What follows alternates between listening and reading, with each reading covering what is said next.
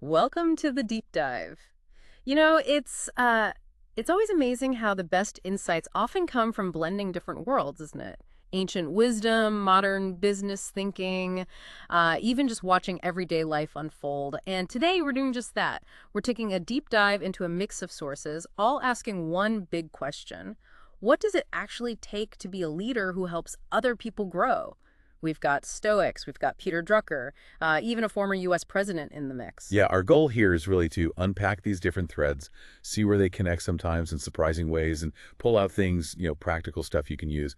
We'll be looking at why change is often so darn hard, how you deal with pushback when you're the one trying to change, and this really interesting idea about how helping others actually, helps you. Okay, let's get into it. Because what we found here, I think, is a really human, sort of refreshing take on what leadership and growth are all about. Leadership redefined beyond being in charge. Let's maybe kick off with this quote from Simon Sinek. He says, "Leadership is not about being in charge. Leadership is about taking care of those in your charge." That hits differently, right? It just immediately flips the script from like power to responsibility. It's not just telling people what to do. It absolutely does. And it ties so well into this core theme that real leadership is about fostering growth, helping others get better. The sources use this analogy like a good soccer captain. A good captain isn't just the boss. They're teaching, they're encouraging when someone messes up, making sure everyone feels like they matter. Right, part of the team. Exactly. Which then kind of brings up a challenge for you personally. Hmm? If you're really focused on taking care of others, what does that mean for your own need to adapt and grow? The uncomfortable truth of change. That idea of adapting, Yeah. it leads us right into change itself. And there's this quote from Hippocrates, ancient Greek physician. But wow, does it land today. Before you heal someone, ask him if he's willing to give up the things that made him sick. At first, it sounds maybe a little, I don't know, cryptic. But then you think about it. It's like, okay, you want to stop getting stomach aches from eating too much candy? Well, You got to be willing to give up the daddy. definitely. It points straight at that uncomfortable truth, doesn't it? Growth, whether it's you or your whole team, often means letting go of stuff that feels comfortable, feels familiar, but is actually holding you back. It takes real self-awareness and, frankly, guts. Yeah, willingness. Willingness, absolutely.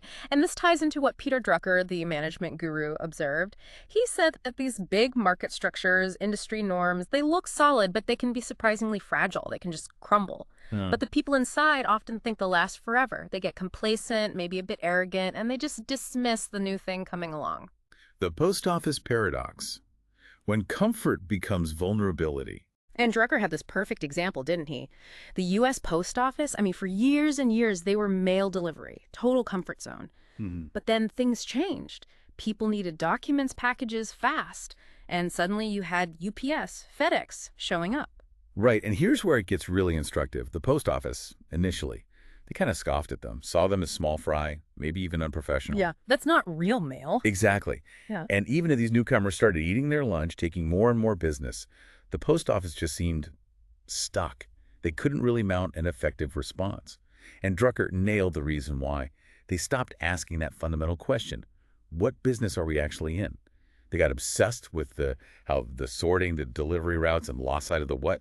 What problem were they solving? And that failure to adapt, to innovate when the whole game changed.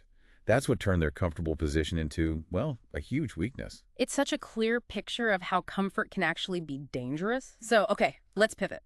What does this mean for your own path, your own growth? Navigating others' resistance to your growth. Because as you start to make these changes yourself, maybe based on some of these ideas, you can hit this weird snag that people around you might resist. It's fascinating. Marcus Aurelius, the Roman emperor, was writing about this almost 2,000 years ago. The source uses this analogy like, imagine your family always eats fast food. It's just the routine. And suddenly you start saying, hey, I'm going to eat healthy. It can make other people feel awkward, maybe even judged or annoyed. Yeah, it really can. Which leads to this really practical question. How do you stick to your guns, stay on your path, without pushing everyone away? Marcus Aurelius had this advice. He called it keeping a steady watch on both fronts. Okay, what's that mean? It means, basically, stay focused on making good judgments, taking the right actions for yourself, but at the same time, be gentle with the people who might be making it difficult or who just don't get it yet. So don't get dragged into arguments. Exactly. He actually says getting angry is a weakness.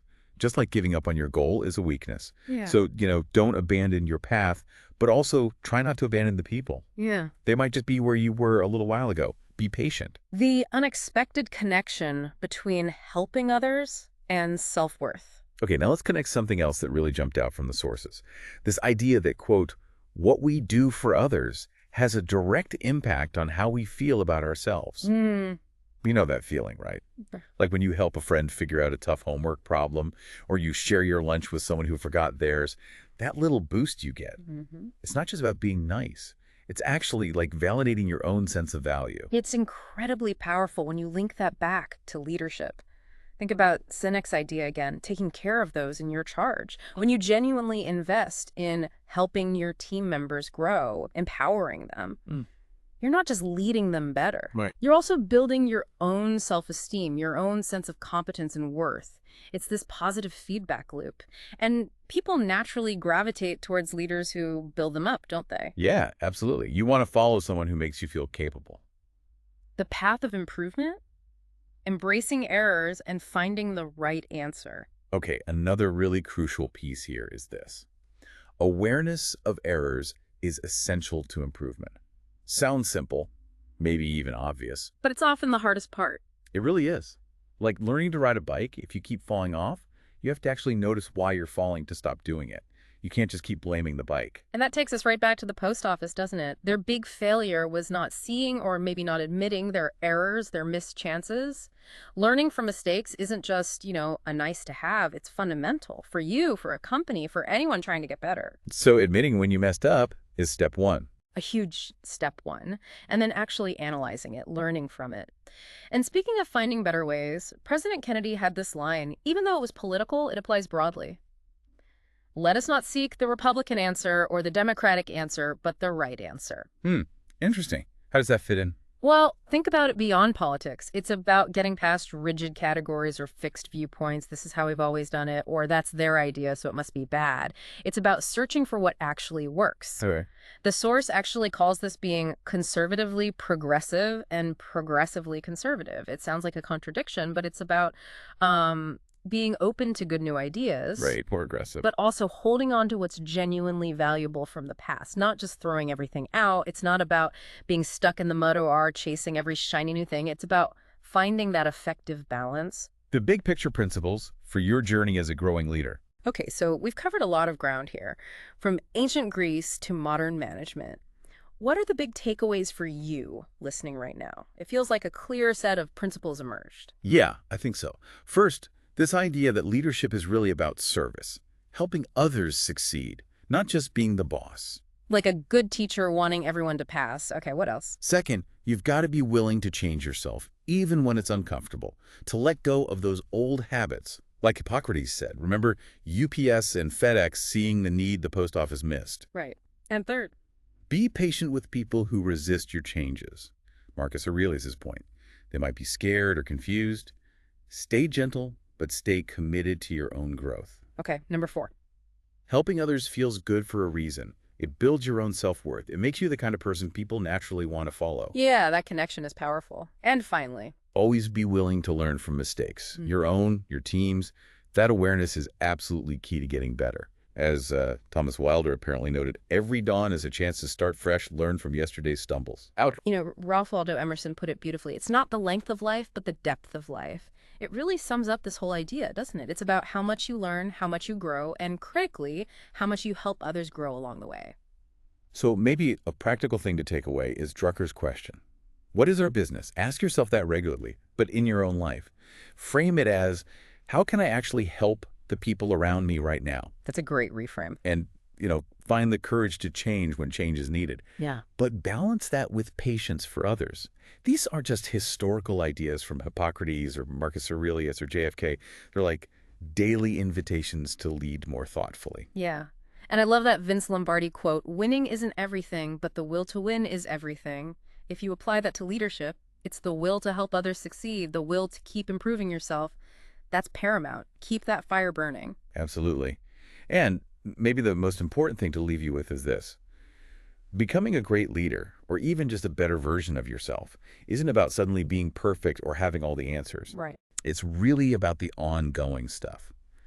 caring for others, staying curious, genuinely learning from what happens, good and bad, and just always being willing to stretch yourself.